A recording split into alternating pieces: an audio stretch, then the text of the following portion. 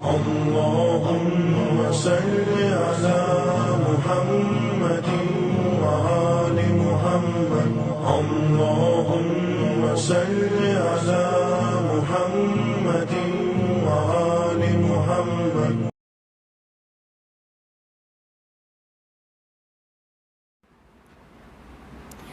بر محمد وآل محمد صلوات.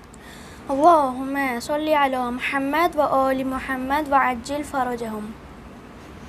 بسم الله الرحمن الرحيم.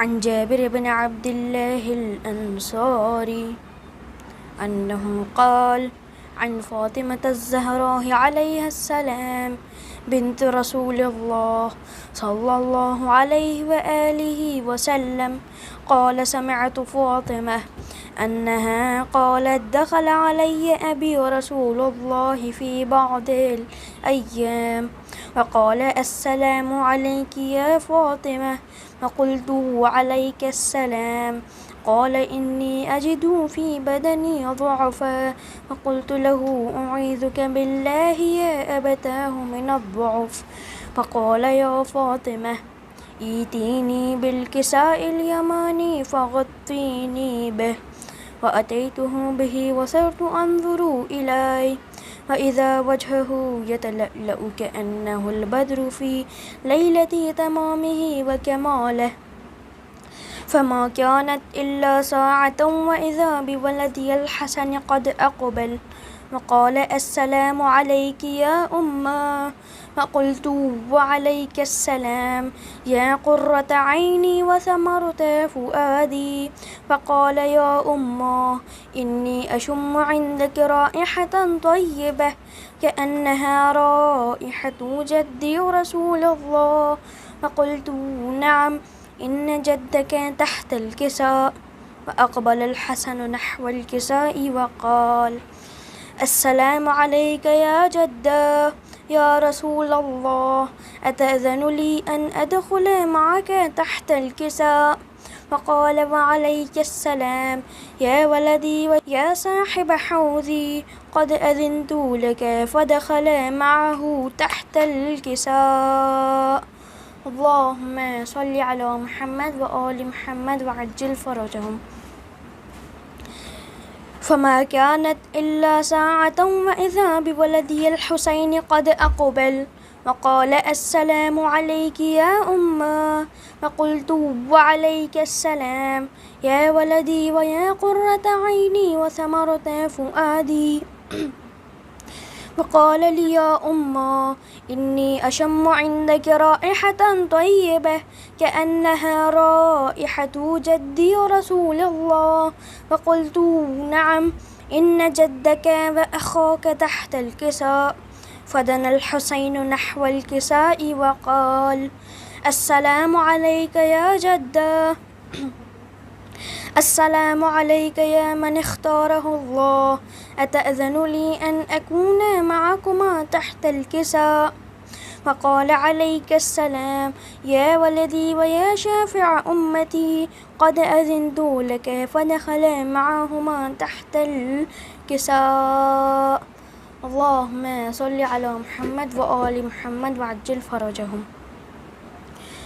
فأقبل عند ذلك أبو الحسن علي بن أبي طالب وقال السلام عليك يا بنت رسول الله فقلت وعليك السلام يا أبا الحسن ويا أمير المؤمنين فقال يا فاطمة إني أشم عندك رائحة طيبة كأنها رائحة أخي وابن عمي رسول الله فقلت نعم ها هما مع ولديك تحت الكساء فأقبل علي نحو الكساء وقال السلام عليك يا رسول الله أتأذن لي أن أكون معكم تحت الكساء وقال له وعليك السلام يا أخي ويا وسيي وخليفتي وصاحب لوائي قد أذنت لك فدخل علي تحت الكساء. اللهم صل على محمد وآل محمد وعجل فرجهم. ثم أتيت نحو الكساء وقلت السلام عليك يا أبتاه. يا رسول الله أتأذن لي أن أكون معكم تحت الكساء؟ وقال وعليك السلام يا بنتي ويا بضعتي قد أذنت لك فدخلت تحت الكساء. اللهم صل على محمد وآل محمد وعجل فرجه. فلما اكتملنا جميعا تحت الكساء أخذ أبي رسول الله بطرف الكساء وأومأ بيده اليمنى إلى السماء وقال اللهم إن هؤلاء أهل بيتي وخاصتي وحامتي لحمهم لحمي ودمهم دمي يؤلمني ما يؤلمهم ويحزنني ما يحزنهم. أنا حرب لمن حاربهم وسلم لمن سالمهم وعدو لمن عاداهم ومحب لمن أحبهم. إنهم مني وأنا منهم فاجعل صلواتك وبركاتك ورحمتك وغفرانك ورضوانك علي وعليهم وأذهب عنهم الرجس وطهرهم تطهيرا. اللهم صل على محمد وآل محمد وعجل فرجهم. فقال الله عز وجل يا ملائكتي ويا سكان سماواتي إني ما خلقت السماء مبنيا ولا أرضا مدحيا ولا قمرا منيرا ولا شمسا مضيئا ولا فلكا يدور ولا بحرا يجري ولا فلكا يسري إلا في محبة هؤلاء الخمسة الذين هم تحت الكساء. وقال الأمين جبرائيل يا ربي ومن تحت الكساء؟ فقال عز وجل هم أهل بيت النبوة ومعدن الرسالة هم فاطمة وأبوها وبعلها وبنوها. اللهم صل على محمد وآل محمد وعجل فرجهم. فقال جبرائيل يا ربي أتأذن لي أن أهبط إلى الأرض لأكون معهم سادسا؟ فقال الله نعم قد أذنت لك. فهبط الأمين جبرائيل وقال السلام عليك يا رسول الله. العلي الأعلى يقرئك السلام ويخصك بالتحية والإكرام ويقول لك وعزتي وجلالي إني ما خلقت السماء مبنيا ولا أرضا مدحيا ولا قمرا منيرا ولا شمسا مضيئا ولا فلكا يدور ولا بحرا يجري ولا فلكا يسري إلا لأجلكم ومحبتكم وقد أذن لي أن أدخل معكم فهل تأذن لي يا رسول الله؟ فقال رسول الله وعليك السلام يا أمين وحي الله إنه نعم قد أذنت لك. فدخل جبرائيل معنا تحت الكساء وقال لأبي إن الله قد أوحى إليكم يقول إنما يريد الله ليذهب عنكم الرجس أهل البيت ويطهركم تطهيرا. اللهم صل على محمد وآل محمد وعجل فرجهم.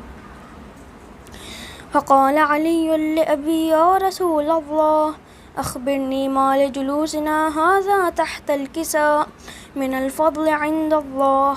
فقال النبي والذي بعثني بالحق نبيا واصطفاني بالرسالة نجيا ما ذكر خبرنا هذا في محفل من محافل أهل الأرض وفيه جمع من شيعتنا ومحبينا إلا ونزلت عليهم الرحمة وحفت بهم الملائكة واستغفرت لهم إلى أن يتفرقوا. وقال علي إذا والله فزنا وفاز شيعتنا ورب الكعبة. وقال النبي ثانيا يا علي والذي بعثني بالحق نبيا واصطفاني بالرسالة نجيا ما ذكر خبرنا هذا في محفل من محافل أهل الأرض وفيه جمع من شيعتنا ومحبينا وفيهم مهموم إلا وفرج الله همه ولا مغموم إلا وكشف الله غمه ولا طالب حاجة إلا وقضى الله حاجته. وقال علي إذا والله فزنا وسعدنا وكذلك شيعتنا فازوا وسعدوا في الدنيا والآخرة ورب الكعبة. اللهم صل على محمد وآل محمد وعجل فرجهم. بسم الله الرحمن الرحيم. اللهم كن لوليك الحجة ابن الحسن صلواتك عليه وعلى آبائه في هذه الساعة وفي كل ساعة وليا وحافظا وقائدا وناصرا ودليلا وعينا حتى تسكنه عرضك طوعا وتمتعه فيها طويلا. اللهم صل على محمد وآل محمد وعجل فرجهم. بسم اللہ الرحمن الرحیم سورة الفاتحہ. بسم اللہ الرحمن الرحیم الحمد للہ رب العالمین الرحمن الرحیم مالک یوم الدین ایاک نعبد و ایاک نستعین اہدنا الصراط المستقیم صراط الذین انعمت علیہم غیر المغضوب علیہم ولا الضالین. بسم اللہ الرحمن الرحیم قل هو اللہ احد اللہ الصمد لم یلد ولم یولد ولم یکن له کفوا احد. بسم اللہ الرحمن الرحیم قل هو اللہ احد اللہ الصمد لم یلد ولم یولد ولم یکن له کفوا احد. بسم اللہ الرحمن الرحیم قل هو اللہ احد اللہ الصمد لم یلد ولم یولد ولم یکن له کفوا احد. اللہم صلی علی محمد وآل محمد وعجل.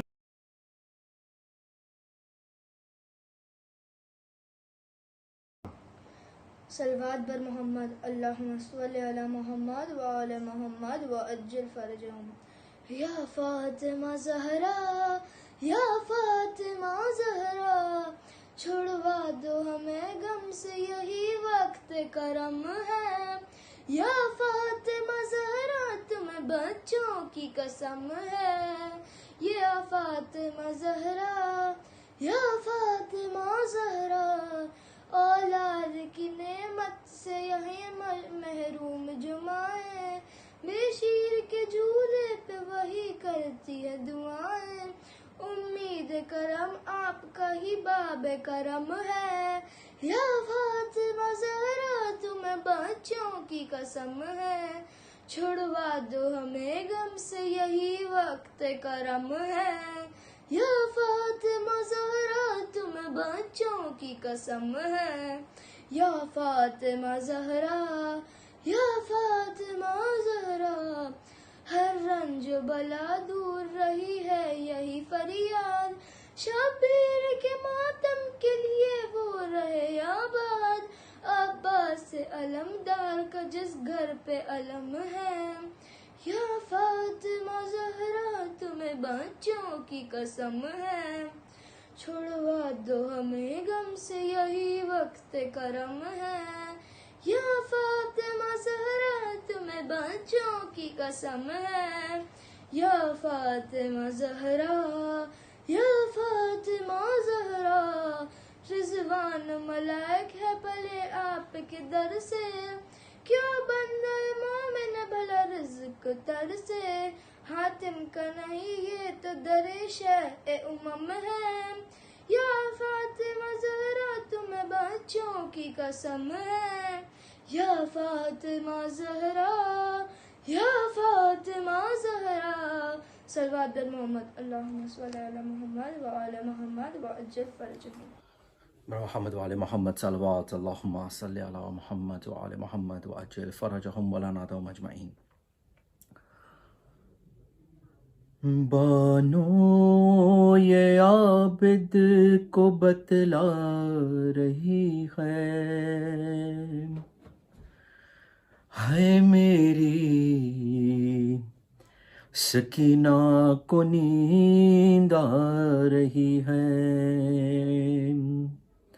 بانو یہ عابد کو بتلا رہی ہے میری سکینہ کو نیند آ رہی ہے کہہ دو ہواؤں سے آہستہ آئے کہہ دو پرندوں سے گل نہ مچھائے ارے کہہ دو اندھیروں سے واپس نہ جائے کہہ دو اندھیروں سے واپس نہ جائے ارے جاگی ہوئی چین کچھ پا رہی ہے میری سکینہ کو نیند آ رہی ہے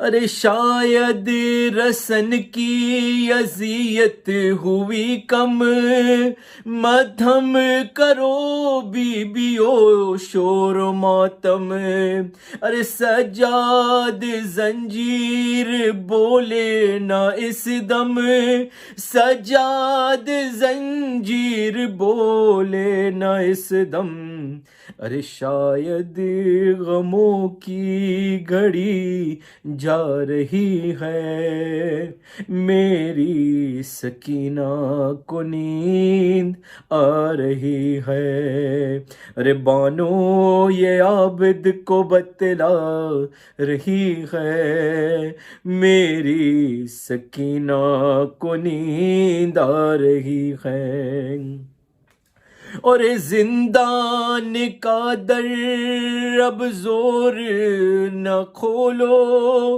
اے پہرے دارو اب آہستہ بولو ارے تم بھی تو جاگے ہو کچھ دیر سو لو تم بھی تو جاگے ہو کچھ دیر سو لو بابا کی خوشبو اسے آ رہی ہے میری سکینہ کو نیند آ رہی ہے کہ اب دھڑکنے کی یہ دل بھی نہ گہرے نہ بھائی ہے نزدیک اس کے نہ ماں ہے کانوں سے خون گو کہ اب بھی رواں ہے کانوں سے خون گو کہ اب بھی رواں ہے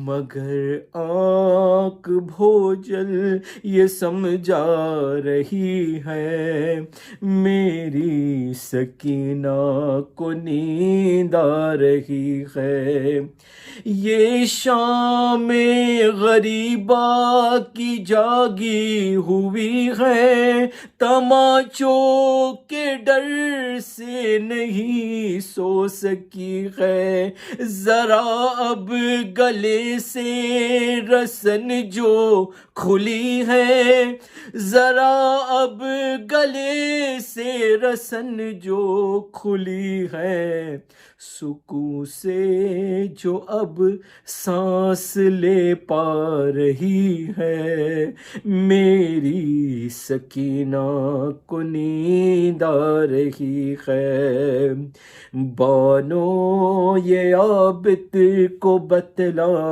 رہی ہے میری سکینہ کو نیند آ رہی ہے اور میں خوش ہوں کہ سوئے گی میری دلاری میں قربان اس کے میں اب اس کے واری بہت سہ چکی دکھ یہ غازی کی پیاری بہت سہ چکی دکھ یہ غازی کی پیاری مگر نفس کچھ اور بتلا رہی ہے میری سکینہ کو نیند آ رہی ہے بانو یہ عابد کو بتلا رہی ہے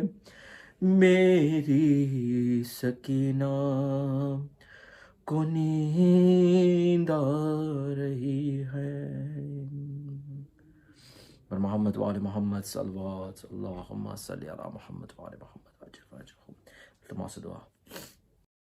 اللهم صل على محمد وآل محمد اللهم صل على محمد وآل محمد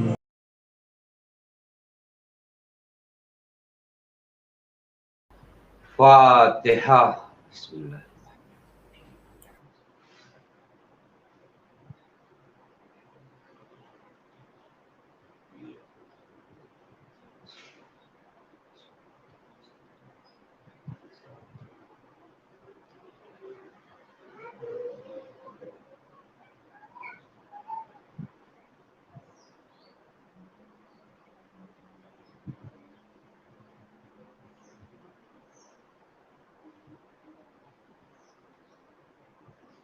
لا حول ولا قوة إلا بالله العلي العظيم۔ أعوذ بالله من الشيطان اللعين الرجيم۔ بسم الله الرحمن الرحيم۔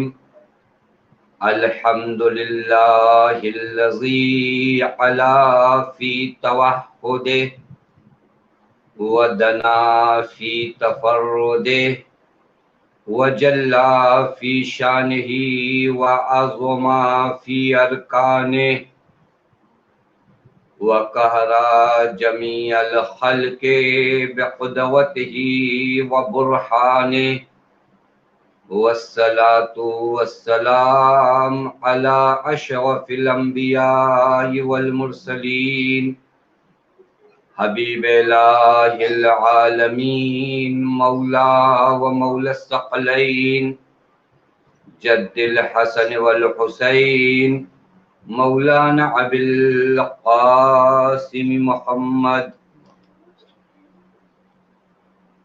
وعلى اہل بیتہ الطیبین الطاہرین المعصومین المظلومین المنتجبین لا سیما بقیت اللہ فی الارضین واللعنۃ الدائمۃ الباقیۃ العاجلہ علی اعدائہم ومنکری فوائلہم وغاصبی حقوقہم ومخربی شریعتہم اجمعین من الآن إلى يوم الدين۔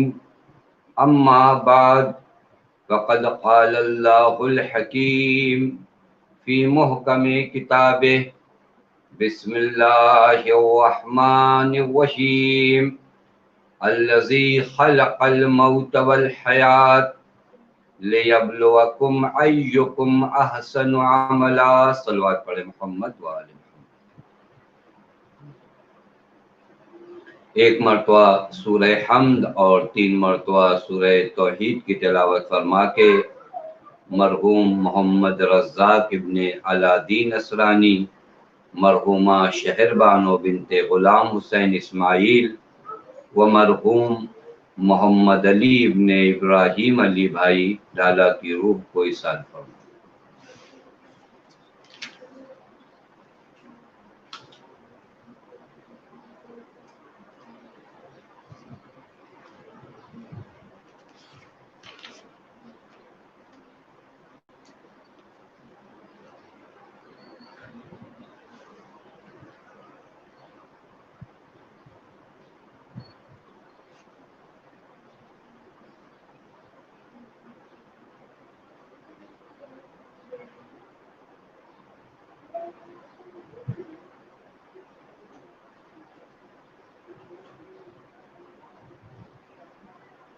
ایک صلوات پڑھے محمد و آل محمد۔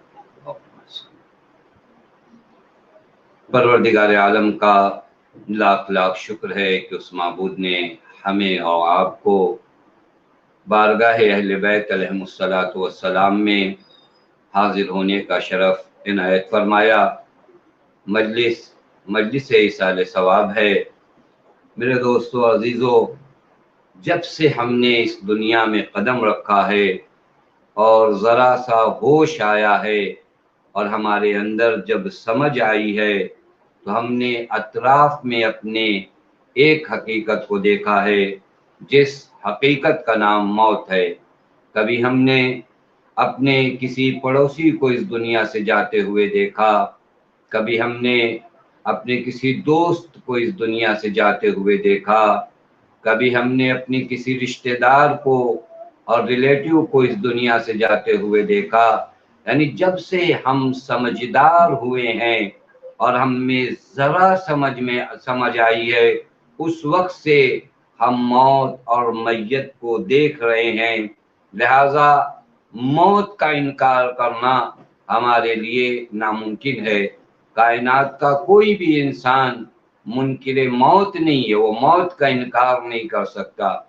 ہر ایک اس بات کا یقین رکھتا ہے کہ موت آنی ہے، ہمیں اس دنیا سے جانا ہے، ہم اس دنیا میں ہمیشہ رہنے کے لیے نہیں آئے ہیں۔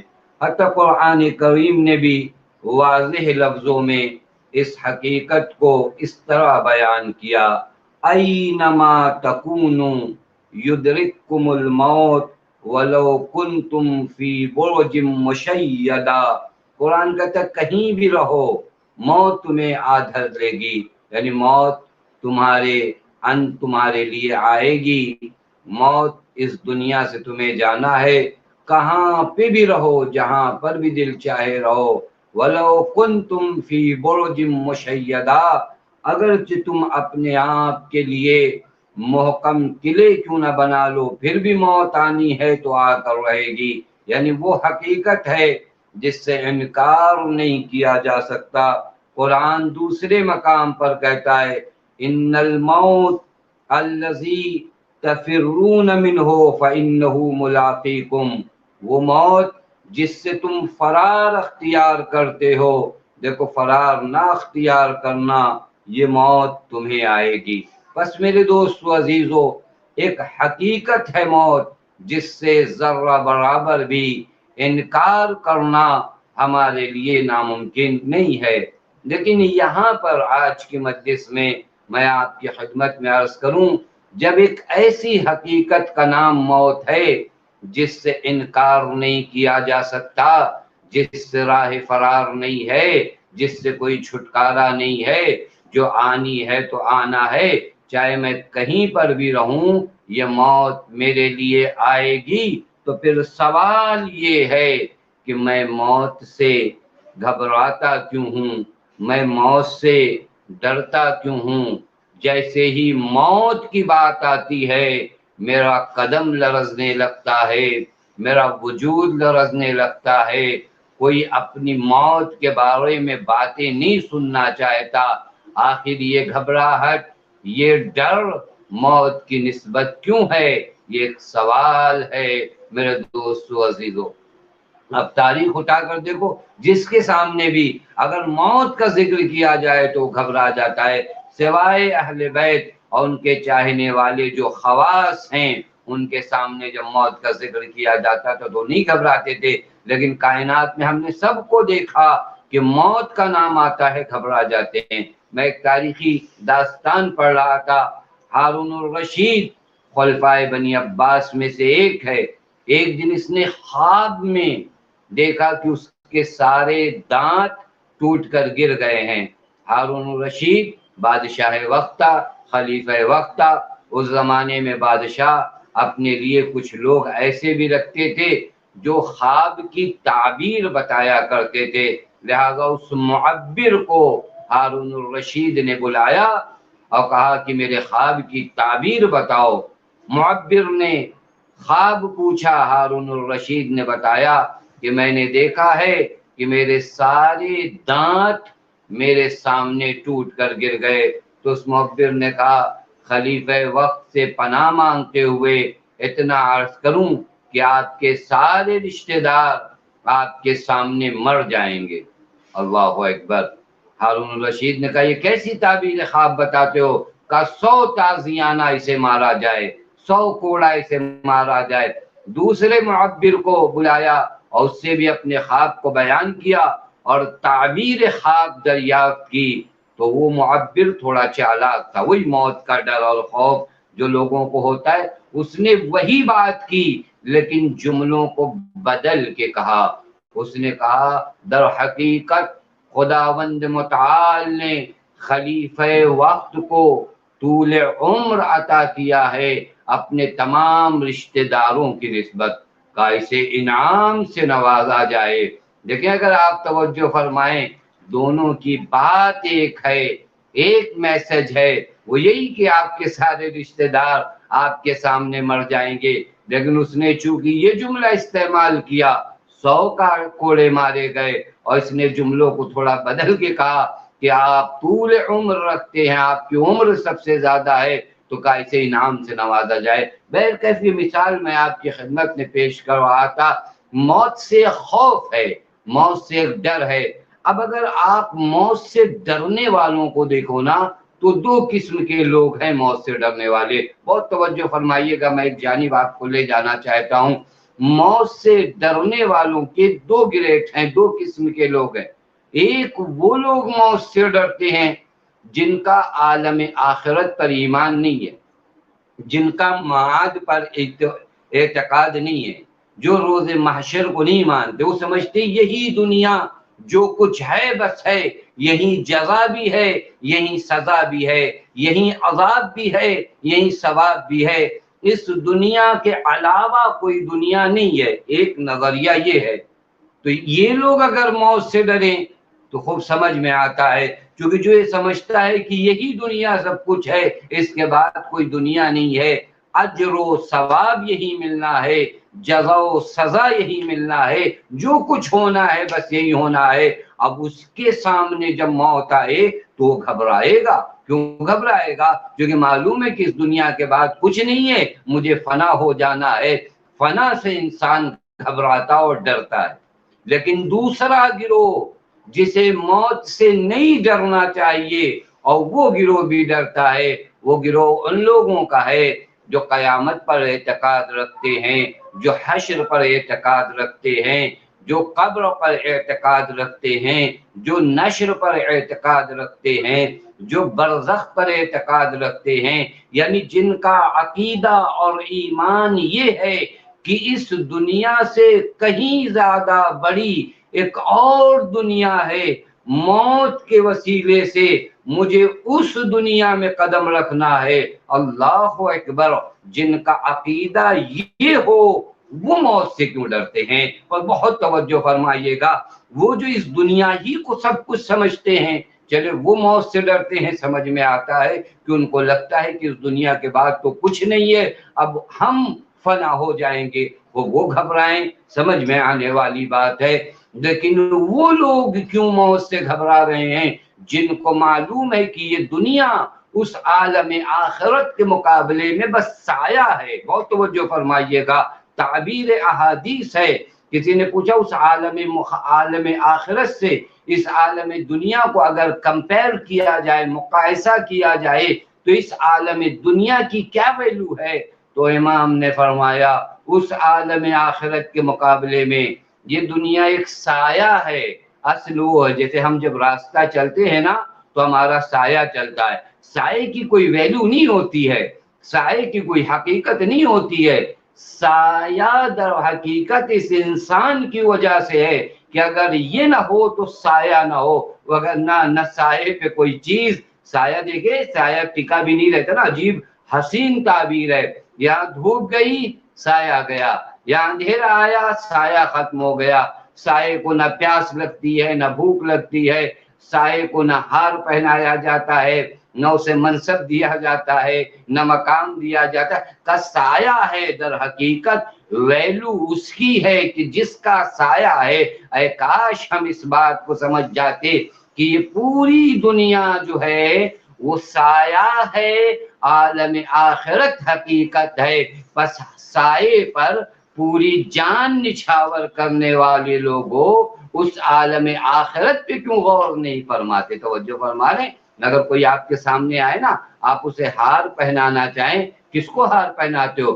آدمی کو ہار پہناتے ہو یا اس سائے کو ہار پہناتے ہو؟ کا سایہ کیا ہے آدمی کو ہار پہنایا جائے؟ یعنی جتنے مقام و منصب و شہرت سب کچھ ہے وہ اس آدمی کے لیے ہے، سائے کی کوئی ویلیو نہیں ہے۔ یہ دنیا اسی سائے کی طرح ہے۔ یہاں پر مجھے حضرت سرکار سید الشہداء کا وہ جملہ بہت عجیب طریقے سے یاد آتا ہے، جہاں میرا مولا روز عاشور دنیا کی حقیقت ویسے ہی بیان فرماتے ہیں۔ آپ فرماتے ہیں الحمدللہ الذی خلق الدنیا فجعلها دار فناء و زوال، تمام تعریفیں ہیں اس خدا کی جس نے دنیا کو خلق کیا اور اسے قرار دیا، دار فنا قرار دیا، دار زوال قرار دیا، یعنی فنا ہو جانے والی چیز ہے، زائل ہو جانے والی چیز ہے۔ بس یہ ہے کہ اس دنیا میں جو کچھ ہے اس کی کوئی حقیقت نہیں ہے، سائے سے زیادہ اس کی کوئی قدر و قیمت نہیں ہے، بس سایہ ہے۔ لیکن ہم ہیں کہ اس دنیا کی وجہ سے اپنا سب کچھ سرمایہ بیچنے کو تیار ہیں۔ بہر کہنے کا مطلب فقط اتنا تھا، وہ لوگ جن کا یہ اعتقاد ہے کہ اس دنیا سے بڑھ کر ایک دنیا ہمارے انتظار میں ہے اور ہمیں اس دنیا میں قدم رکھنا ہے، تو پھر وہ لوگ موت سے کیوں گھبراتے ہیں؟ پھر وہ لوگ موت سے کیوں ڈرتے ہیں؟ ان کے پیروں میں بھی لرزش کیوں آتی ہے؟ وہ بھی موت کا نام سن کر کیوں تھراتے ہیں؟ آپ دیکھتے ہیں نا سماج و سوسائٹی میں کسی کے سامنے اس کی موت کا ذکر کر دیا جائے، اس کے چہرے کا رنگ اڑ جاتا ہے کہ ارے کیسی باتیں کرتے ہو، ارے کیسی بد دعا دے رہے ہو۔ معلوم ہوا وہ افراد جو اعتقاد بے معاد رکھتے ہیں، جو قیامت پر ایمان رکھتے ہیں، جو حشر و نشر پر ایمان رکھتے ہیں، وہ بھی موت سے گھبرا رہے ہیں۔ تو بھیا وہ موت سے کیوں گھبرا رہے ہیں؟ سوال یہ ہے، وہ اگر گھبرائیں موت سے جن کا قیامت پہ ایمان نہیں ہے، جن کا حشر و نشر پر ایمان نہیں ہے، وہ گھبرائیں تو سمجھ میں آتا ہے، لیکن وہ کیوں گھبراتے ہیں جن کے یہاں یہ کنسپٹ پایا جاتا ہے الدنیا مزرعۃ الآخرہ، دنیا آخرت کی کھیتی ہے، جنہیں یہ سمجھایا گیا ہے فَمَن يَعْمَلْ مِثْقَالَ ذَرَّةٍ خَيْرًا يَرَهُ وَمَن يَعْمَلْ مِثْقَالَ ذَرَّةٍ شَرًّا يَرَهُ؟ وہ کیوں گھبراتے ہیں جنہیں یہ بتایا گیا ہے الدنیا متجر الاولیاء، دنیا اولیاء خدا کی تجارت کی جگہ ہے؟ بھائی انہیں تو نہیں گھبرانا چاہیے نا، لیکن ہم یہ دیکھتے ہیں موت کا نام آتے ہی ان کی پیشانی پہ بھی پسینے آ جاتے ہیں، ان کا چہرہ بھی فق ہو جاتا ہے، ان کے چہرے کا رنگ اڑ جاتا ہے۔ کیوں گھبراتے ہیں؟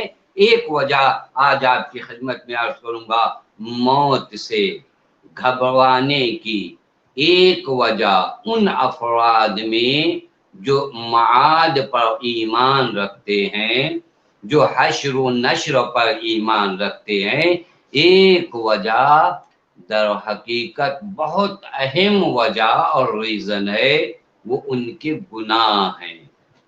انسان موت سے نہیں گھبراتا ہے، در حقیقت اپنے گناہوں سے گھبراتا ہے۔ وہ جو اس نے کیا ہے اس عالم آخرت کے لیے، کیونکہ اس عالم آخرت کے لیے مجھے دولت جمع کرنی تھی، میں نے عذاب جمع کر رکھے، لہٰذا میں اپنے گناہوں سے گھبرا رہا ہوں۔ اور شاید اس منظر کو قرآن نے کتنے حسن و خوبی کے ساتھ نقل کیا، قل یا ایھا الذین ہادوا ان زعمتم انکم اولیاء للہ من دون الناس فتمنوا الموت ان کنتم صادقین۔ اے یہودیو، اگر تم یہ گمان کرتے ہو کہ تم خدا کے اولیاء ہو، خدا کے دوست ہو، تو موت کی تمنا کرو اگر تم سچے ہو۔ اور پھر قرآن وہی کہتا ہے وَلَا يَتَمَنَّوْنَهُ، یہ کبھی موت کی تمنا نہیں کریں گے، ابدا کبھی بھی تمنا نہیں کریں گے۔ کیوں؟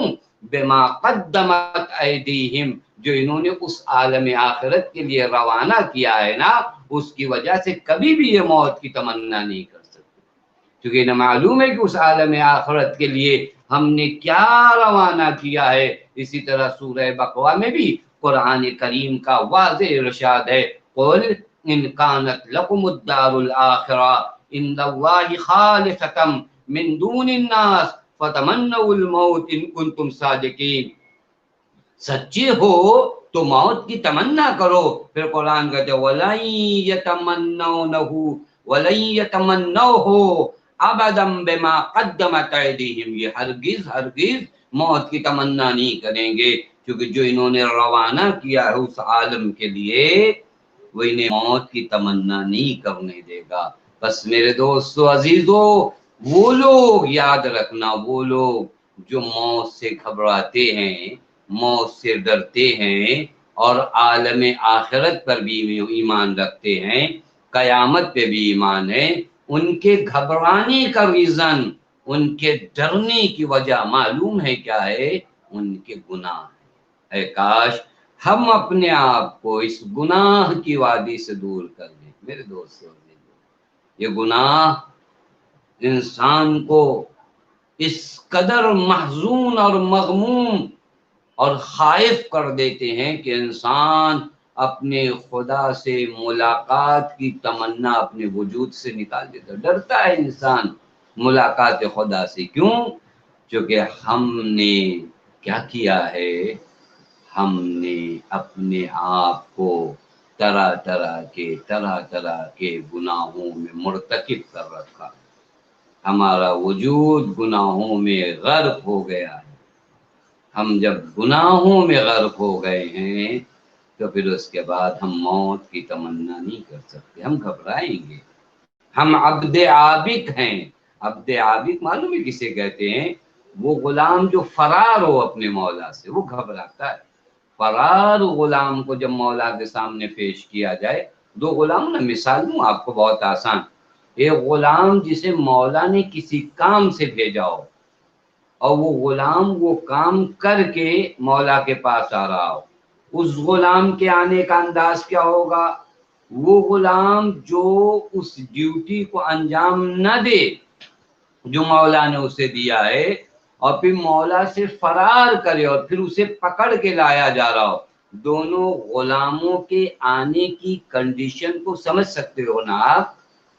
وہ جو مولا نے جو ڈیوٹی دیا تھا وہ انجام دے کر آ رہا ہے، وہ بہت اشتیاق و شوق کے ساتھ آئے گا مولا کے پاس، کیونکہ جو ڈیوٹی اس کے مولا نے دیا تھا اسے انجام دے کر آ رہا ہے۔ لیکن وہ غلام جس نے ڈیوٹی اور نوکری کو انجام نہیں دیا اور فرار کر رہا تھا اور پھر اسے پکڑ کر لایا جائے تو اس کے آنے کا انداز الگ ہوگا۔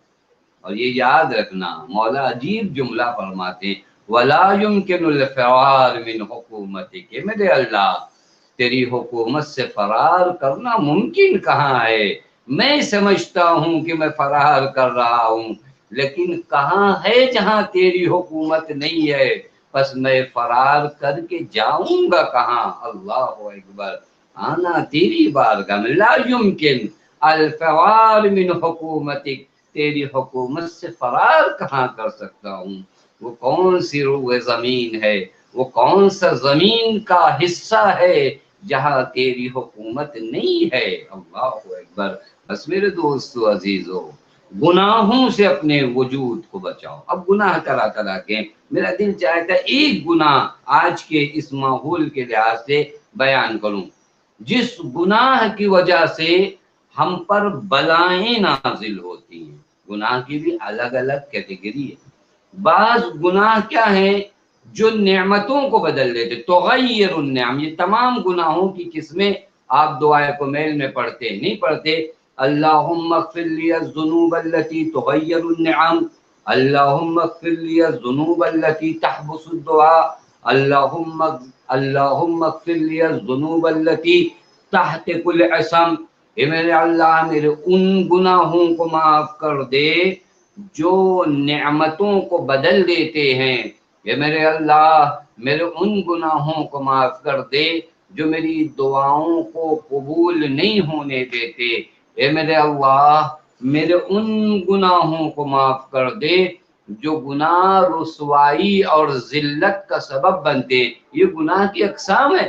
ہم گناہوں کے خوف سے موت سے خوف کھاتے ہیں. اور گناہ طرح طرح کے ہیں. بعض گناہ نعمتوں کو بدلتے ہیں، نعمت نقمت بن جاتی ہے. بعض گناہ ایسے ہیں جو میری دعا کو پورا نہیں ہونے دیتے. بعض گناہ وہ ہیں جو مجھے رسوا اور ذلیل کرتے ہیں. بعض لوگوں کو دیکھا ہے کہ ہماری کوئی عزت نہیں کرتا، ہم ذلیل ہیں. بعض گناہ ہیں جو انسان کو ذلیل و رسوا کرتے ہیں. تحت کل اسم کا معنی یہی ہے، وہ گناہ جو مجھے ذلیل و رسوا کرتے ہیں، وہ گناہ جو میری دعاؤں کو قبول نہیں ہونے دیتے، وہ گناہ جو میری نعمتوں کو نقمت میں بدل دیتے ہیں. اور ایک گناہ اور بھی بیان ہوا ہے، اللہم اغفر لی الذنوب التي تنزل البلاء، اے میرے اللہ ان گناہوں کو بھی معاف کر دے جن کی وجہ سے بلائیں آتی ہیں. اللہ اکبر. جو گناہ بلاؤں کا سبب بنتے ہیں، یعنی وہ گناہ اگر کسی انسان یا کسی معاشرے میں پھیل جاتا ہے تو اب حق تعالیٰ کی جانب سے بلائیں آتی ہیں. بلا بلا بلا، ہم کہتے ہیں بلاؤں سے اللہ مجھے بچا لے، تو آپ ان گناہوں کو چھوڑ دیجئے جو گناہ بلا لے کرواتے ہیں. میرے دوستو عزیزو، ایک روایت فقط آپ کی خدمت میں نقل کروں گا. ایک امام سجاد علیہ السلام کے بہت عظیم صحابی جن کا نام ابو خالد کابلی ہے، خراسان کے رہنے والے ہیں. امام سجاد علیہ السلام کے عظیم صحابی ہیں. وہ فرماتے ہیں کہ امام سجاد علیہ السلام فرماتے ہیں کہ 3 گناہ ایسے ہیں جن کی وجہ سے بلائیں نازل ہوتی ہیں. میں جلدی بہت تفصیلی روایت ہے، انشاءاللہ اگر کبھی حیات رہی تو اس روایت کو پوری طریقے سے پڑھوں گا. وہ گناہ جو بلائیں لے کر آتی ہیں، مشکلات لے کر آتی ہیں، 3 گناہ ہیں. مولا نے فرمایا 3 گناہ ہیں جن کی وجہ سے بلاؤں کا نزول ہوتا ہے. اب یہ بلا کبھی فردی ہوتی ہے، مجھ پر آتی ہے، کبھی پوری سوسائٹی پر آتی ہے، کبھی پوری سماج پر آتی ہے، کبھی پورے معاشرے پر آتی ہے. اب دیکھیے گا، اس چیز کو میں عرض کر رہا ہوں، اسے چیک کریے کہ آیا ان گناہوں میں تو ہم مرتکب نہیں ہیں، ان گناہوں کا تو ہم ارتکاب نہیں کرتے جن کی وجہ سے بلائیں نازل ہو رہی ہیں. 3 گناہ اگر کسی سماج و معاشرے میں رائج ہو جائے تو بلائیں نازل ہوتی ہیں. پہلا گناہ معلوم ہے کیا ہے؟ ترک اغاثۃ الملحوف. پہلا گناہ یہ ہے جو بلا کا سبب بنتا ہے کہ انسان ان لوگوں کی پرواہ نہ کرے جو مشکلات سے دوچار ہیں. یہ گناہ ہے. اغاثۃ الملحوف کو نظر انداز کرنا، پرواہ نہیں کرنا. نہیں کہتے ہمارے سماج و معاشرے میں مصیبت میں ہے تو ہم کیا کریں، ہم سے کیا مطلب، پریشان حال ہے تو ہوا کریں، ہم اپنی زندگی کو دیکھیں گے کہ ان کو دیکھیں. یہ ترک اغاثۃ الملحوف پہلا وہ گناہ ہے جس کی وجہ سے بلائیں نازل ہوتی ہیں. بہت توجہ فرمائیے گا. یعنی آپ کو لگتا ہے کہ وہ انسان فریاد کرتا رہے گا، وہ پریشان حال رہے گا، آپ نے اس کا خیال نہیں کیا تو آپ کے اوپر اس کا کوئی ریفلیکس نہیں ہوگا، اس کا کوئی اثر نہیں ہوگا، اس کا کوئی عکس العمل نہیں ہوگا. نہیں ہوگا، بلائیں نازل ہوگی. توجہ فرمائیے گا، بلائیں نازل ہوں گی. یعنی ترک اغاثۃ الملحوف، اگر کوئی فریاد رس آئے اور آپ اس کی فریاد رسی نہ کرو، کوئی مشکل سے 2-4 انسان آئے، آپ یہ کہہ دو کہ ہم سے کیا مطلب، تو یاد رکھنا بلاؤں کا انتظار کرو، کیونکہ یہ نظام و قانون خداوند متعال نے بنائے. ایسا کرو گے تو ایسا ہوگا. کا ترک اغاثۃ الملحوف تنزل البلا، بلاؤں کو نازل کرتا ہے. اور خدا نہ کرے کہ وہ ملحوف اپنا کوئی ہو، اپنا کوئی رشتہ دار ہو اور ہم اس کی بات نہ سنیں، ہمارے سماج و معاشرے میں کبھی ہوتا ہے میرے دوستو ایسا؟ ماں باپ مشکلات سے دوچار ہیں، ماں باپ سختیوں میں زندگی بسر کر رہے ہیں، اولاد کہتی ہم سے کیا مطلب، یہ اپنی زندگی گزار چکے، اب تو ہم اپنی زندگی گزاریں گے، ہم کیوں ان کی مدد کرنے لگے؟ یاد رکھنا یہ سبب بنے گا کہ بلائیں نازل ہوں گی، بلائیں نازل ہوں گی۔ اور اگر یہ کام پورا معاشرہ کرتا ہے تو پورے معاشرے پر بلائیں نازل ہوں گی۔ میں نے روایت دیکھا ہے کہ ایک شخص پیغمبر اکرم صلی اللہ علیہ وآلہ وسلم کے حضور میں آیا، آنے کے بعد اس نے کہا یا رسول اللہ، میرا بیٹا، اس کی مالی حالت بہت اچھی ہے، ٹھیک ٹھاک بزنس چل رہا ہے، ٹھیک ٹھاک تجارت چل رہی ہے، پیسے کا آنا جانا خوب ہے، لیکن یا رسول اللہ وہ میرا خیال نہیں کرتا۔ خدا کی پناہ، جب انسان اپنے والدین کے ساتھ ایسا عمل انجام دے، یا رسول اللہ وہ ہمارا خیال نہیں کرتا، وہ ہمیں مالی مدد نہیں کرتا۔ پیغمبر اکرم صلی اللہ علیہ وآلہ وسلم نے اس شخص کے بیٹے کو بلایا، کہا بلایا جائے اسے۔ شخص آیا پیغمبر کے حضور میں، پیغمبر اکرم صلی اللہ علیہ وآلہ وسلم نے اسے مخاطب کر کے کہا ایسا کیوں کرتے ہو؟ تمہارا باپ مجبور ہے، تمہارا باپ غریب ہے، اس کی مالی مدد کیوں نہیں کرتے؟ پیغمبر نے راستہ بھی بتایا، کہا دیکھو اس مہینے جو اس کی مدد ہے وہ میں اپنے پاس سے کر دیتا ہوں، لیکن اگلے مہینے سے تم اپنے باپ کا خیال رکھنا۔ یعنی اس مہینے جو ان کا خرچ ہے، پیغمبر ہیں، رحمت للعالمین ہیں، آسانیاں دیکھنا چاہتے ہیں کہ اس مہینے ان کا خرچ میں دے دیتا ہوں، لیکن آئندہ مہینے سے تم ان کا خیال رکھنا۔ اس جوان نے پیغمبر سے وعدہ کیا اور چلا گیا۔ وقت گزرا، دوسرے مہینے پھر وہ باپ اپنے بیٹے کی شکایت لے کر پیغمبر کے حضور میں آیا، کہا یا رسول اللہ میرا بیٹا میرا خیال نہیں کرتا۔ پیغمبر نے پھر بیٹے کو بلایا، پیغمبر نے فرمایا کیا کر رہے ہو؟ وہی ترک اغاثۃ الملہوف۔ پیغمبر جانتے ہیں کہ اگر یہ کام تم نے چھوڑا تو تمہارے پر بلائیں نازل ہوں گی۔ پیغمبر نے کہا یہ کیوں کر رہے ہو، ایسا کیوں کر رہے ہو؟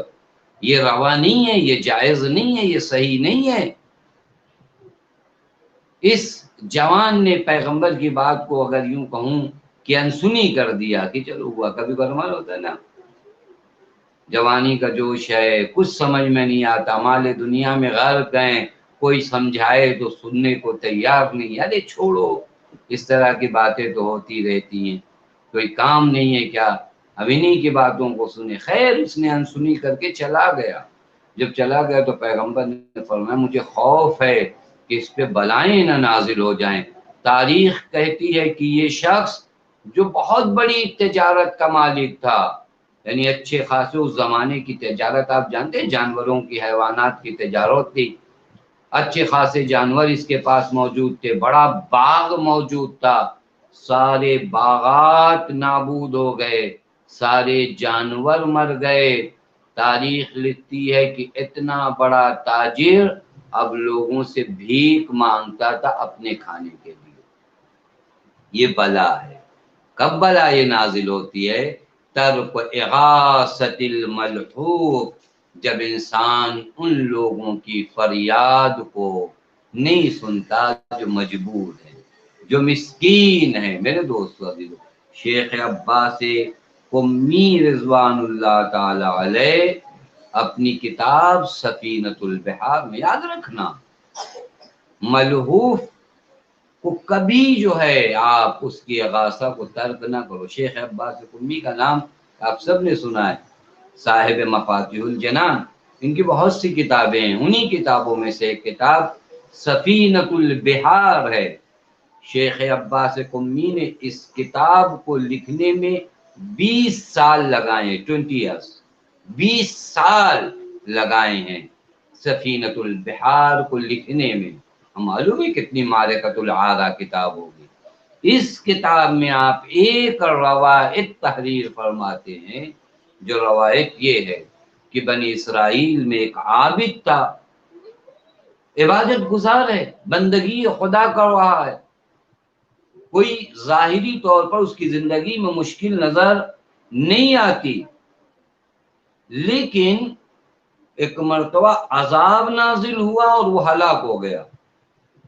اس زمانے کے پیغمبر جو بھی تھے انہوں نے پروردگار عالم سے سوال کیا، میرے اللہ، یہ تو عابد تھا، بندگی کر رہا تھا، نمازیں پڑھ رہا تھا، اپنی زبان میں کہا جائے، عبادت میں کوئی کسر نہیں چھوڑا تھا، اس نے خوب عبادت کر رہا تھا، پھر اس پہ بلا کا نزول کیوں ہوا؟ جواب قدرت آیا اس نبی کو کہ در حقیقت ہم نے دیکھا کہ ایک مرتبہ اس کے سامنے ایک مرغے کے بال، پر جو ہوتے نا مرغے کے پر کو دو بچے کھینچ رہے تھے، اور اس عابد نے اپنی عبادت کو جاری رکھا، اس مرغے کی بے بسی اور بے کسی پر دھیان نہیں دیا، لہذا ہم نے اسے جو ہے مبتلا بعذاب کیا۔ اللہ یہ بلا ترک اغاثت الملہوف، ملہوف کی اغاثہ کو، فریاد کو نہ سننا بلائیں لاتا ہے۔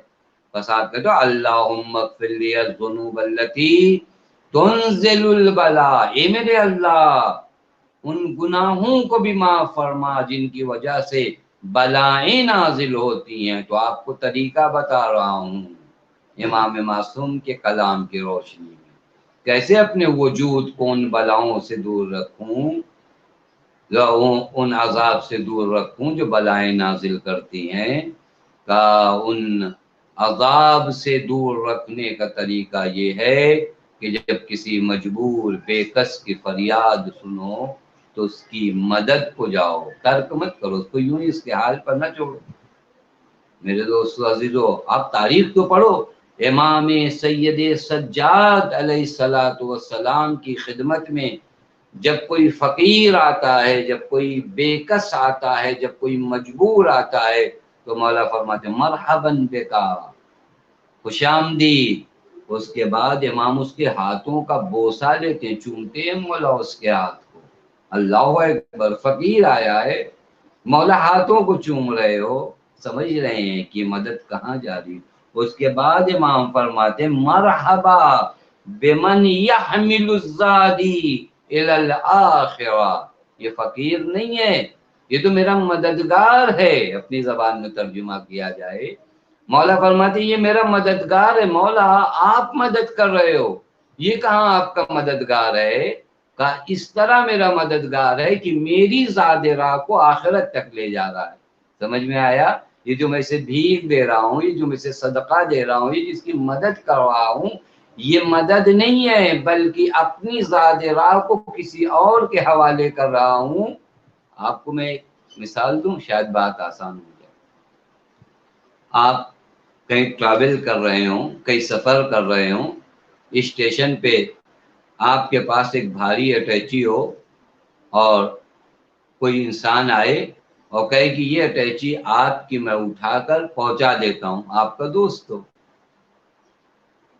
تو آپ اس کا شکریہ نہیں ادا کرتے کہ اے بھائی تم نے بڑی مدد کیا، میری بھاری اٹیچی کو، بھاری بیگ کو تم نے کیری کیا، تم نے اٹھایا۔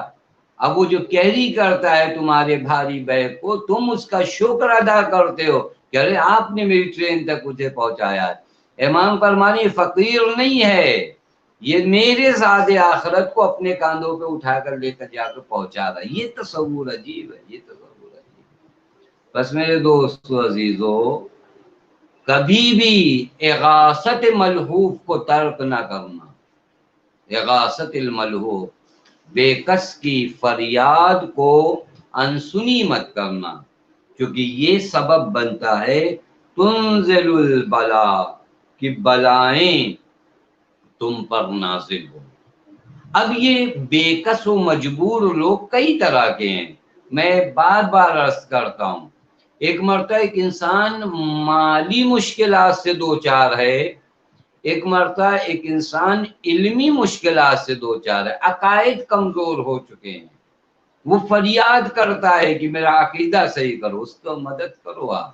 یہ مجلسیں وہی ہے، کار خیر ہے کہ جہاں پر جن کے عقائد کو نورانی کرنا، ان مجلسوں کا ہدیہ ہم پیش کرتے ہیں۔ تو یہ بھی مدد ہے، یہ بھی مدد ہے، یہ بھی نصرت ہے۔ مدد کا معنی فقط مالی مدد نہیں ہوتا ہے، اقتصادی مدد نہیں ہوتا، علمی مدد بھی کرو، علمی مدد بھی کرو۔ آج کا زمانہ بڑا پرآشوب ہے، ساری کوشش یہ کی جا رہی ہے کہ تعلیمات اہل بیت علیہ السلام کو ختم کر دیا جائے۔ آپ تعلیمات اہل بیت کو عام کرو، ان لوگوں تک اس کوثر معرفت کو پہنچاؤ جو پیاسے ہیں تعلیم اہل بیت کے۔ یہ بھی مدد ہے، یہ بھی مدد ہے، بہت بڑی مدد ہے، بہت بڑی مدد۔ میں خود روایت دیکھا کہ مرحوم شیخ عباس قمی اسی کتاب سفینۃ البحار میں فرماتے ہیں کہ ایک عابد نے خواب میں دیکھا، کیا دیکھا خواب میں؟ کہ پیغمبر اکرم کا دیدار ہوا ہے حوض کوثر پر، حوض کوثر ہے، پیغمبر کا دیدار اور پیغمبر کی زیارت ہوئی۔ کہ میں پیغمبر سے سیراب ہونے گیا کہ آپ کچھ پانی دے دیجئے، پیغمبر نے اپنا چہرہ موڑ لیا۔ میں نے کہا یا رسول اللہ یہ بے رخی کیوں مجھ سے چہرہ موڑ لیا؟ تو پیغمبر نے فرمایا کہ تمہارا ایک پڑوسی ہے، لَقَ جَارٌ یلعن علیًا یلعن علیًا، تمہارا ایک پڑوسی ہے وہ علی ابن ابی طالب پر لعنت بیچتا ہے، جاؤ اپنے پڑوسی کی خبر گیری لو، اس کے عقائد کو صحیح کرو۔ یہ کہتا میں نے پتہ لگایا تو واقعاً ایسا ایک شخص نکلا اور میں نے اس سے سمجھایا، وہ باز آ گیا۔ بس یہ مدد ہے نہیں علمی۔ بہت سے لوگ اہل بیت کی باتوں کو نہیں جانتے، تشنے علم اہل بیت ہیں، آپ ان تک یہ سبیلیں لے جاؤ، سبیل، یہ سبیل آپ لگاؤ، سبیل معرفت حسین، محرم آ رہا ہے نا، ہو پانی کی سبیلیں لگتی ہیں، وہیں معرفت حسین کی بھی سبیلیں لگے، دنیا والوں تک پہنچاؤ پیغام حسین، یہ بھی سبیل ہے، یہ بھی سبیل ہے۔ توجہ فرمائیں، یہ بڑی سبیل ہے۔ حسین کے نام پر پانی پلاتے ہو تم، یہ میسج بہت بڑا ہے، اللہ سلامت رکھے تمہیں، لیکن حسین کے پیغام کی بھی سبیلیں لگاؤ ہر جگہ۔ مجلسیں نہیں ہیں، مجلسیں نہیں ہیں، یہ سبیل امام حسین ہے جو تشنگان علم کی پیاس بجھاتی ہے۔ بس پہلی چیز جو اغاثت الملحوف کو ترک کرے بلائیں نازل ہوتی ہیں، پھر اس کے بعد جانتے ہو کیا ہوتا ہے؟ دوسرا گناہ ترک اعانت المظلوم، مظلوم کی مدد نہ کرنا بلاؤں کا سبب ہے۔ میں ترجمہ کر کے گزر جاؤں، میرا وقت ختم ہو گیا۔ ترک اعانت المظلوم، مظلوم کی مدد کرو۔ اگر چھوڑ دیا تم نے مظلوم کی مدد کرنا، یہ نہیں سمجھنا اب تمہارے لیے کچھ نہیں ہوگا، نہیں، تم پر بلائیں نازل ہوں گی۔ تیسری چیز انشاءاللہ اگر حیات رہی تو کبھی عرض کروں گا، وَتَضْيِيعُ الْأَمْرِ بِالْمَعْرُوفِ وَالنَّهِي عَنِ الْمُنْكَرِ، امر بالمعروف اور نہی عن المنکر کو کبھی ترک نہ کرنا، یہ اپنے وجود میں لے آئے۔ امر بالمعروف، برائیوں سے روکنا، یہ نہیں عن المنکر، امر بالمعروف یعنی اچھائیوں کی دعوت دینا، یہ مت چھوڑو، یہ چھوڑو گے تو بلائیں نازل ہوں گی۔ اب سمجھو حسین ابن علی کیا فرمانا چاہتے ہیں، اريد ان آمر بالمعروف وانہا عن المنکر۔ ابھی سب سے بڑا معروف آپ کو بتاؤں، غدیر آ رہی ہے نا، سب سے بڑا معروف ولایت علی ہے، اسے پہنچاؤ، اسے عام کرو، اسے عام کرو، اپنی ذمہ داریوں کو نبھائیں۔ بس میرے دوستو عزیزو، مجلس ایصال ثواب ہے، اور آج کا جو دن گزرا ہے وہ روز شہادت جناب زینب ہے، لہذا میں نے بہت سوچا کہ کس کا مصائب پڑھا جائے، لیکن میرا دل کہتا ہے ام المصائب کا مصائب پڑھا جائے۔ اللہ اللہ، زینب کس بیوی کا نام ہے؟ زینب حسین کی اس دکھیاری بہن کا نام ہے جس نے بچپنے سے مصائب ہی مصائب دیکھے ہیں، اسی وجہ سے نام اور لقب ام المصائب پڑ گیا۔ کبھی ماں کو در و دیوار کے درمیان دیکھا، اللہ، کبھی باپ کے ہاتھوں میں رسیاں دیکھی، کبھی بھیا حسن کے جگر کے 72 ٹکڑے دیکھے، اور پھر کبھی جو ہے ایک ایسا منظر دیکھا جہاں ماں جایا آ کر کہتا ہے زینب اب الوداع کہنے کو آیا ہوں، بسر باب ازا۔ یہ وہ قیامت کی گھڑی تھی جب زینب بہت گھبرا گئی کہ اللہ حسین رخصت ہونے کو آیا ہے۔ ارباب ازا، روایت کا جملہ ہے کہ جب مولا رخصت ہو رہے تھے، جناب زینب سلام اللہ علیہ بہت بے چین و مضطرب تھی۔ ایک مرتبہ امام نے کہا زینب تمہارا یہ حال ہوگا تو قافلے کی نگرانی کون کرے گا؟ ارے اعجاز امامت سے دعا پڑی، زینب کو سکون آیا، مولا جانے لگے تو ایک مرتبہ فرمایا محلن محلن ابن الزہرا، اے زہرا کے لال ذرا دیر کے لیے ٹھہر جاؤ۔ یہ ہے زینب کی مظلومیت۔ ارباب ازا، حسین رکے، بہن زینب اب وداع کا وقت ہے، جلد جانے دو، ملاقات کا وقت قریب ہے۔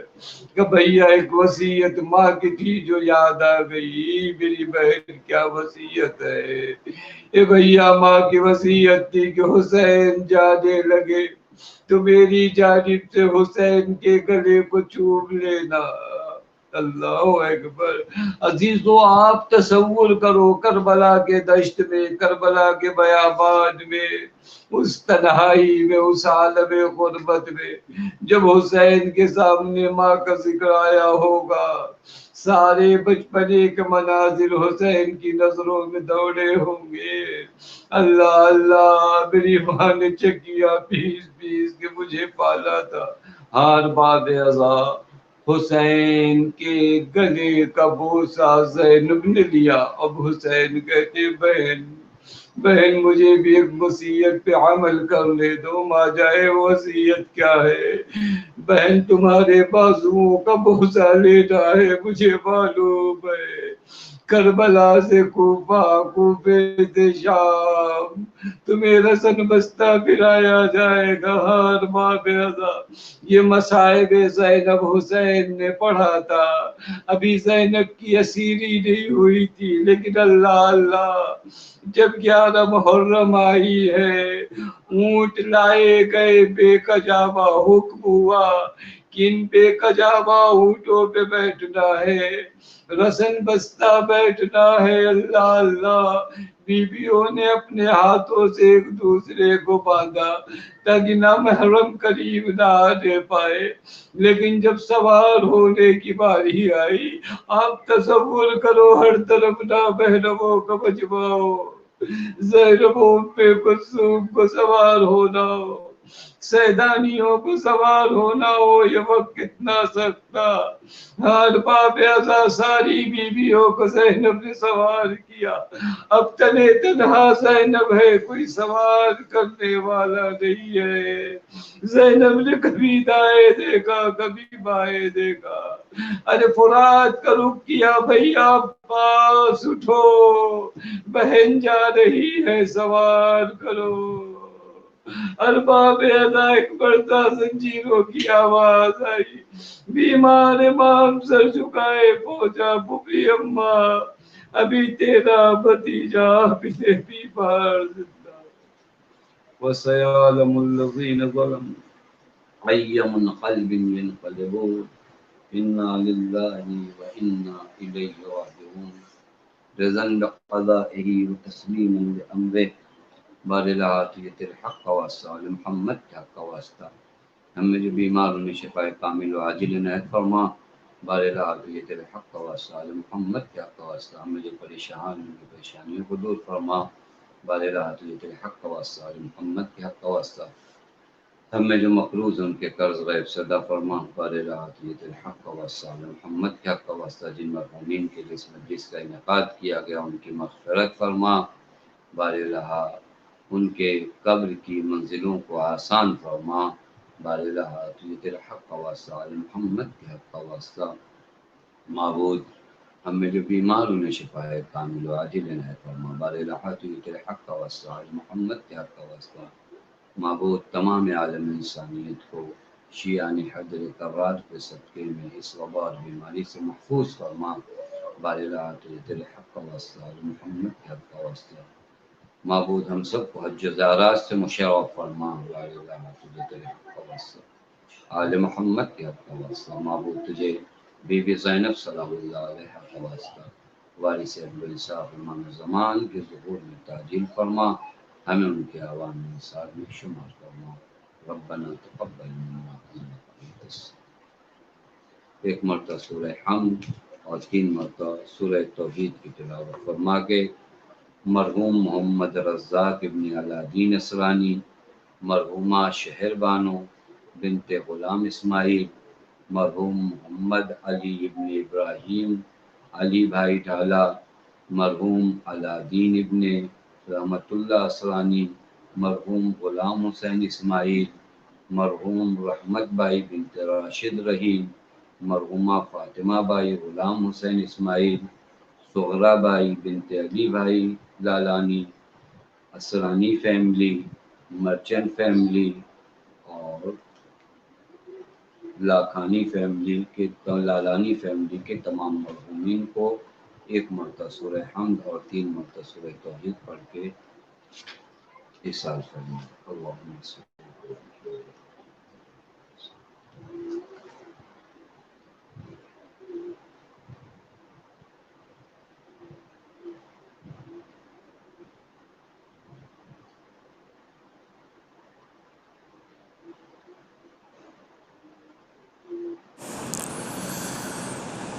ہائے ویران گھروں میں روئے بیمار کھڑی،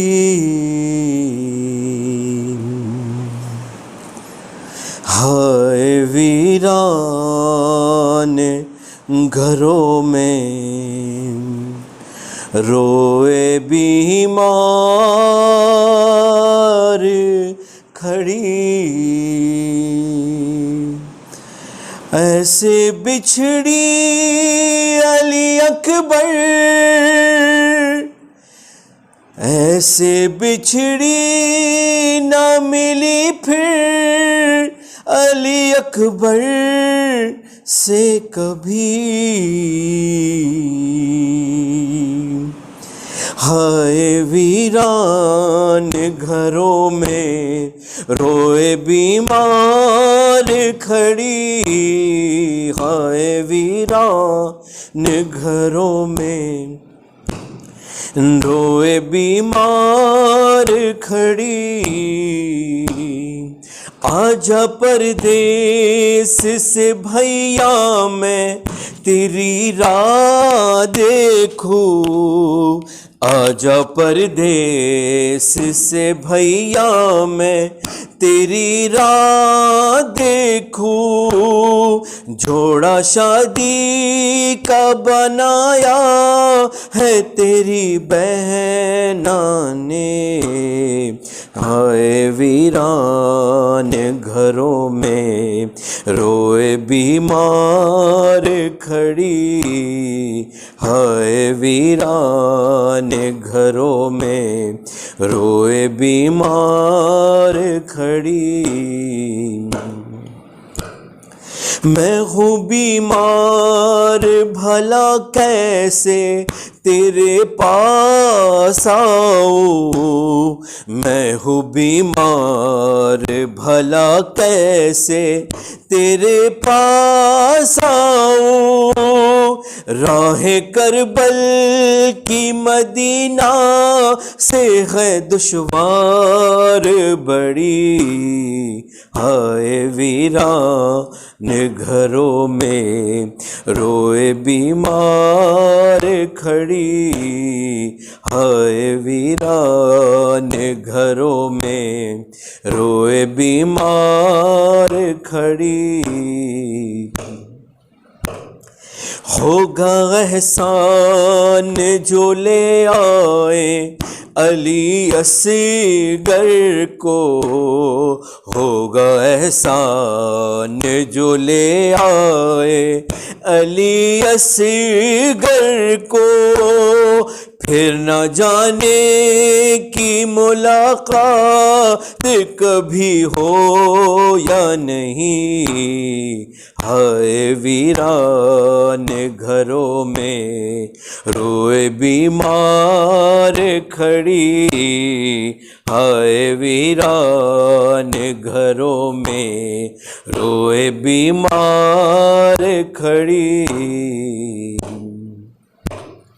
آخری ہے یہ تمنا تیری شادی دیکھوں، آخری ہے یہ تمنا تیری شادی دیکھوں، گھر میں لے آؤ برادر میں دلہن کو تیری، ہائے ویران گھروں میں روئے بیمار کھڑی، ہائے ویران گھروں میں روئے بیمار کھڑی۔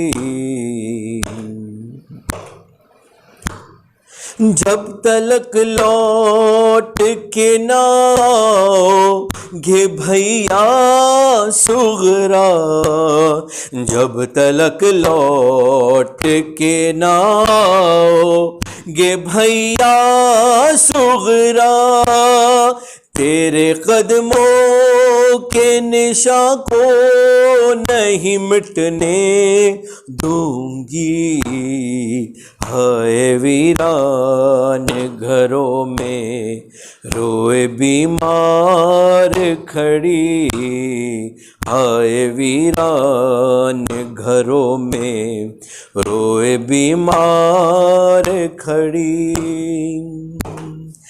اللہ جانے کیسے جئیں گی صغرا واختر، اللہ جانے کیسے جئیں گی تیری یہ اختر، جاگ کے رہتی گزاریں گی یہ خوابوں میں ڈھلی، ہائے ویران گھروں میں روئے بیمار کھڑی۔ اللہم صلی علی محمد وآل محمد وعجل فرجہم ولا نعطاهم اجمعین۔ بسم اللہ الرحمن الرحیم۔ السلام علیکم ابا عبداللہ، السلام علیکم یا ابن رسول اللہ، السلام علیکم ابن امیر المؤمنین وابن سید الوسیم، السلام علیکم ابن فاطمۃ الزہراء سید نساء العالمین، السلام علیکم یا خدیجۃ الکبریٰ ام المؤمنین، السلام علیکم یا جناب ابو طالب علیہ السلام، السلام جمیع شہداء کربلا ورحمۃ اللہ وبرکاتہ۔ آقائے غریبان، مولا بے کشان، بادشاہ خراسان، ضامنان یتیمان، السلام کو سلطان یا ابوالحسن علی ابن موسی رضا روحی و جسمی لقل فدا ورحمۃ اللہ وبرکاتہ۔ السلام علیکم صاحب الزمان، الامان الامان الامان، السلام علیکم یا خلیفۃ الرحمان، السلام علیکم یا شریک القرآن، السلام علیکم یا امام الانس والجان، اجل اللہ تعالی فرجہ وسار اللہ مخرجہ وظہورک ورحمۃ اللہ وبرکاتہ۔ اللہم صلی علی محمد وعلی محمد وعجل فرجہ۔